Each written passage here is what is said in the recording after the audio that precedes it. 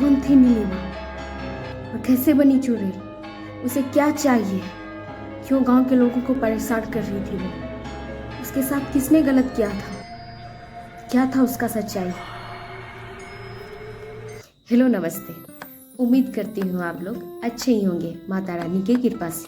मैं आप लोगों के बीच में एक नई कहानी लेकर आई हूँ जो मेरे गांव की घटना पे घटित है, और इसके पीछे क्या सच्चाई है और क्या सच्चाई नहीं है आप ही बताएंगे। मेरा अभिप्राय अंधविश्वास को फैलाना नहीं है। हम लोग मेला घूमने जा रहे थे। अचानक से मेरा दोस्त दौड़ते हुए मेरे पास आया, क्योंकि वो पीछे रह चुका था। पता नहीं ऐसा क्या चीज़ वो देख लिया था।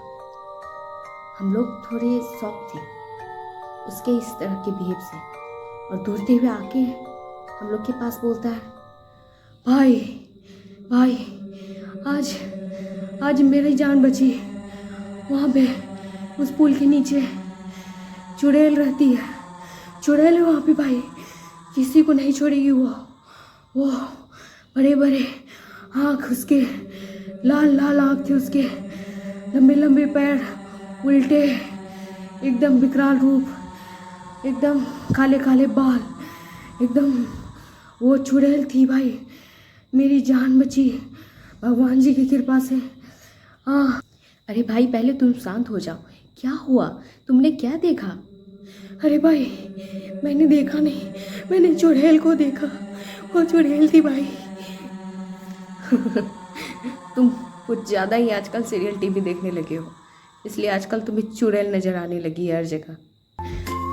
क्या बात है। सच कह रही हूँ भाई, मैंने वहाँ चुड़ैल सच में देखा था। वो चुड़ैल ही थी। अच्छा ठीक है, पहले तुम शांत हो जाओ, पहले शांत हो जाओ, फिर हम लोग चलते हैं, देखते हैं कहाँ है वो चुड़ैल। तुम कुछ भी बकवास करते हो। इस तरह से हम लोग सारे दोस्तों ने जाके देखा, वहाँ तो कुछ दिखा नहीं। फिर हम लोग उसे शांत करवा के गाँव वापस आ गए। उसे घर पहुँचा दिया हम लोगों ने, और हम लोग सब अपने अपने घर चले गए। कुछ दिन के बाद हम लोग दोस्त से मिलने फिर वापस गए, लेकिन उसके घर पे जाने के बाद देखे वो बीमार था, काफ़ी अस्वस्थ लग रहा था। पता नहीं ये डर था या कुछ हो, सच में ऐसा कुछ था, मुझे भी कुछ समझ नहीं आया। मुझे लगा कि शायद कुछ ज़्यादा ही डर गया होगा, इसलिए ऐसा थोड़ा तबीयत खराब हो गया। सब कुछ हम लोग जाके चाची जी से बोले कि अरे चाची जी, हम लोग मेला से आ रहे थे, अचानक से चिल्लाने लगा। वो पीछे रह गया था, और वो नीलिमा करके चिल्ला रहा था कि नीलिमा वो चुड़ैल बन चुकी है। क्या है नीलिमा? ये कौन थी? जैसे चाची सुनी वो शौक थी। अरे, तुम लोगों ने पहले क्यों नहीं बताया?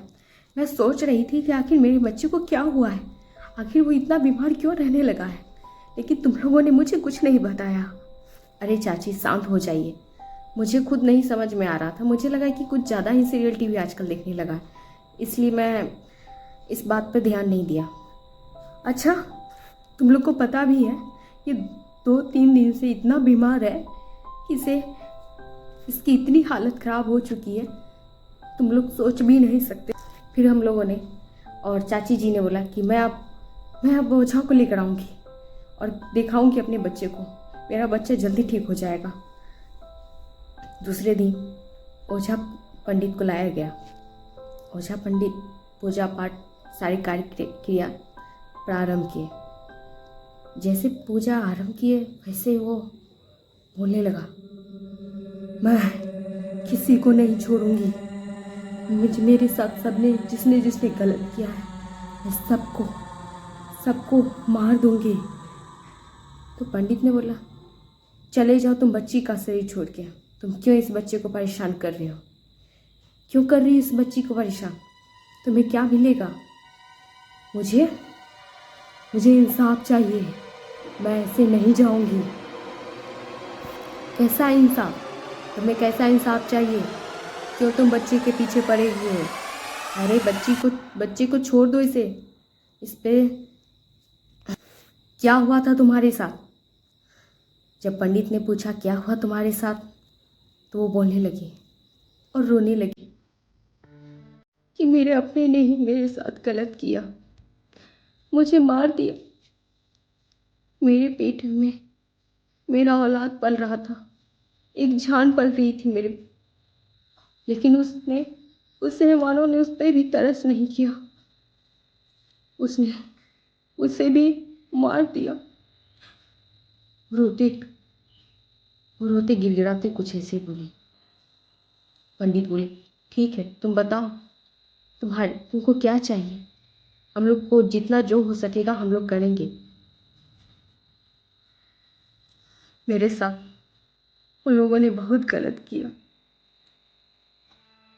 मैं और रावी बहुत खुश थे, हम लोग शादी करने वाले थे, लेकिन ये बात मेरे मम्मी पापा को अच्छा नहीं लगा। मेरे पापा ने मुझे मार डाला। मेरी कोख में मेरा औलाद पड़ रहा था। मेरे साथ सबने इतना बड़ा गलत किया। अचानक से एक दिन उन्होंने मेरी तबीयत खराब हो गई थी और आके बोले इंजेक्शन ले लो, तुमको तुम ठीक हो जाओगी। मुझे लगा कि सच में मैं बीमार हूँ ना, इसलिए मुझे इंजेक्शन दिया जाएगा। मुझे नहीं पता था वो इंजेक्शन नहीं, जहर था कि मेरे शरीर में मुझे दिया गया। मेरी माँ उसे भी दया नहीं आई मुझ पर। मेरे पिता ने निष्ठुर होकर मुझे इंजेक्शन दे दिया, जहर का इंजेक्शन, जैसे मेरे शरीर में दहन किया, उसे मेरे शरीर में डाला गया कि कुछ समय के बाद मैं सहना हूँ। मेरे बच्चे वो भी नहीं रहे। लोगों ने मेरे साथ बहुत गलत किया और वहीं तक नहीं, लोगों ने मुझे और मेरे बच्चे के साथ मुझे गाड़ दिया। मेरे संस्कार भी नहीं किए गए, इसलिए भटक रही हूँ। मुझे मुक्ति चाहिए और इंसाफ भी। मेरे घर के पीछे आम का बगीचा है, वहाँ एक नारियल का वृक्ष है, उसके पीछे मुझे दफना दिया गया है। आप लोग जाके पता कर सकते हैं, और जब तक मुझे मेरा इंसाफ नहीं मिलेगा, मैं गांव वाले को, मैं उसे किसी को नहीं बख्शूंगी, किसी को नहीं। मुझे इंसाफ चाहिए, वरना मैं खुद इंसाफ दूंगी। एक एक करके गांव वालों ने सोचा, गांव वालों ने क्यों ना ये सच्चाई पता किया जाए, और पता चलते चलते ये बात कहीं न कहीं खबर पुलिस को भी लग गई थी। वहाँ सारे लोग गए इस घर के पीछे, जहाँ बताया गया सही उसी जगह उससे फिर से उस वहाँ पे नारियल के वृक्ष के नीचे मट्टी हटाई गई, और सच में वहाँ सरी गली लाश, शरीर खत्म हो चुका था, हड्डी थी। दुख होता है ये बात सर कि कोई ऐसे कैसे कर सकता है। पुलिस भी वहाँ आई और पुलिस उसके माँ बाप को गिरफ्तार करके लेके गए। ये सबसे बड़ी दुर्भाग्य की बात है कि इस तरह से उसके साथ गलत हुआ था। फिर सब लोगों ने मिलकर उसके दाह संस्कार किए, तब जाके कहीं उसे मुक्ति मिली।